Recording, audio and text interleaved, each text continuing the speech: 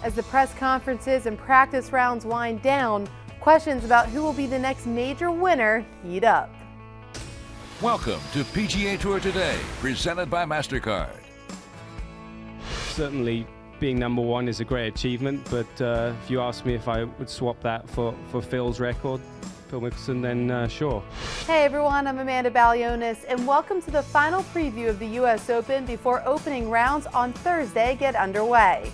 On Tuesday, we heard from defending champion Graham McDowell, along with former world number one Lee Westwood and World Golf Hall of Famer Ernie Els. Well, the impressive lineup doesn't stop there, as world number one Luke Donald, along with five-time runner-up Phil Mickelson and young star Rory McIlory, took the stage at the USGA Media Center to talk about what it'll take to hoist the trophy. Luke Donald has finished in the top 10 the last 8 U.S. tournaments he's played in. That bodes well for the current world number one as the Englishman enters his 7th U.S. Open. I wouldn't say I've changed anything. I don't really like the word change. I've just tried to make what I have just a little bit better every day. There's trying to get that mindset that there's no real limits and that you can improve on anything going forward. Well, you heard Luke Donald say at the top of the show, players would give up a lot to be able to claim Phil Mickelson's career wins. But one win that has still been elusive to the four-time major champion is the U.S. Open. It's not that Lefty hasn't come close. Actually, he's come very close, as in runner-up 5 times in the national championship. But does coming that close help or hurt the confidence of the decorated veteran? Well, I think that having come close and having finished second here, being in contention so many times through the years, I really believe that I can win this tournament. But just as when I was trying to win my first major championship, if you focus so much on the result, if you focus so much on winning, sometimes you can get in your own way.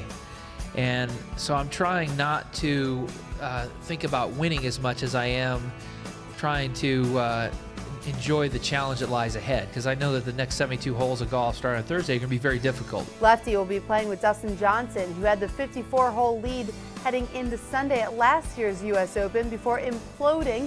And to round out the group will be Rory McIlory, who had the 3-round lead at the Masters earlier this year before also falling apart. All three of these players know all too well what it feels like to come so close, so they're a group you'll want to keep an eye on as they tee off Thursday at 1:35 p.m. Eastern. McIlroy said on Wednesday that he feels like his preparation has been really good and that he's happy with a lot of the parts of his game. For more on what to look for in round 1 of the U.S. Open at Congressional, let's throw it out to Doug Bell of the PGA Tour Network. Amanda, thank you, and welcome to Congressional. Overlooking the par 3 10th hole. Half the field on Thursday, half on Friday will hit their very first shot of the day on this challenging par 3, and then they embark on what is a very difficult back 9 here at Congressional. Had a chance to follow Phil Mickelson, who was playing a practice round with Jeff Overton, Hunter Mahan, and Dustin Johnson. The 4 Ryder Cuppers had a lot of fun, had a little wager on their practice round. In fact, Overton had a hole-in-one.